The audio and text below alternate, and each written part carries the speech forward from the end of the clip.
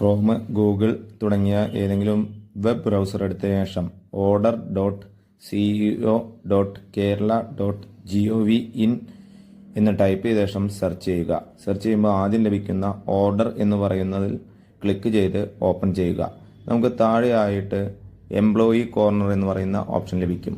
അതിൽ ക്ലിക്ക് ചെയ്യുമ്പോൾ ആദ്യമായി ലോഗിൻ ചെയ്യുന്നവരാണെങ്കിൽ നമ്മൾ മൊബൈൽ രജിസ്റ്റർ ചെയ്യേണ്ടതാണ്. അതിനായി നമ്മുടെ ഓഫീസിൽ നിന്ന് രജിസ്റ്റർ ചെയ്തിട്ടുള്ള അതേ മൊബൈൽ നമ്പർ നൽകിയ ശേഷം ഗെറ്റ് OTP എന്ന രീതിയിൽ സബ്മിറ്റ് ചെയ്യുക. നമുക്കൊരു OTP ലഭിക്കുന്നതാണ്. ആ OTP കൃത്യമായി രേഖപ്പെടുത്തിയ ശേഷം സബ്മിറ്റ് നൽകുമ്പോൾ നമുക്ക് ലോഗിൻ ചെയ്യുന്നതിനുള്ള ഒരു ഇൻ്റർഫേസിലേക്ക് എത്തിപ്പെടുന്നതാണ്. രജിസ്റ്റർ ചെയ്തിട്ടുള്ള മൊബൈൽ നമ്പർ യൂസർ നെയിമായും capital letter N, small letter I, small letter C, *123 എന്ന് പാസ്വേഡായും ആദ്യഘട്ടത്തിൽ രജിസ്റ്റർ ചെയ്യുന്നവർ നൽകേണ്ടതാണ്.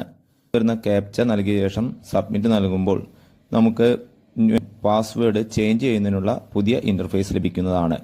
പഴയ പാസ്വേഡായ capital letter N, small letter I, C, *123 എന്ന് അടിച്ചു നൽകിയ ശേഷം നമ്മുടെ പുതിയ പാസ്വേഡ് ക്രിയേറ്റ് ചെയ്ത ശേഷം ലോഗിൻ ചെയ്യാവുന്നതാണ്. കഴിഞ്ഞ തവണ രജിസ്റ്റർ ചെയ്ത ആളുകൾക്ക് OTPയുടെ ഓപ്ഷൻ ചിലപ്പോൾ ലഭ്യമായിരിക്കുന്നതല്ല. നേരിട്ട് ലോഗിൻ പാസ്വേഡും യൂസർ നെയിമും നൽകി ലോഗിൻ ചെയ്യാവുന്നതാണ്.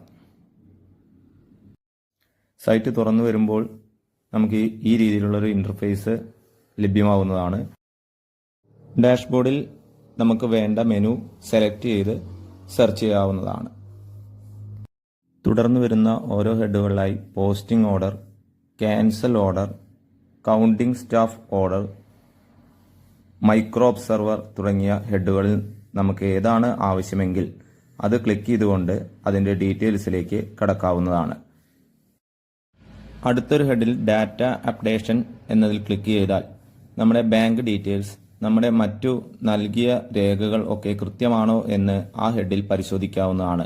അതിനോടൊപ്പം തന്നെ ഫോട്ടോ അപ്ലോഡ് ചെയ്യുന്നതിനുള്ള ഓപ്ഷനും അവിടെ നൽകിയിട്ടുണ്ട്. പ്രത്യേകം ശ്രദ്ധിക്കുക, 100 KB താഴെയുള്ള ഫോട്ടോ ആദ്യമേ സൈസ് തയ്യാറാക്കിയ ശേഷം മാത്രമേ അപ്ലോഡ് ചെയ്യാൻ സാധിക്കുകയുള്ളൂ. ബാങ്ക് ഡീറ്റെയിൽസും മറ്റുള്ള കാര്യങ്ങളുമൊക്കെ കൃത്യമാണ് എന്ന് ചെക്ക് ചെയ്ത് ഉറപ്പുവരുത്തേണ്ടതാണ്. സർട്ടിഫിക്കറ്റ് എന്ന് പറയുന്ന ഓപ്ഷൻ നമ്മൾ ഡ്യൂട്ടി ചെയ്തതിനു ശേഷം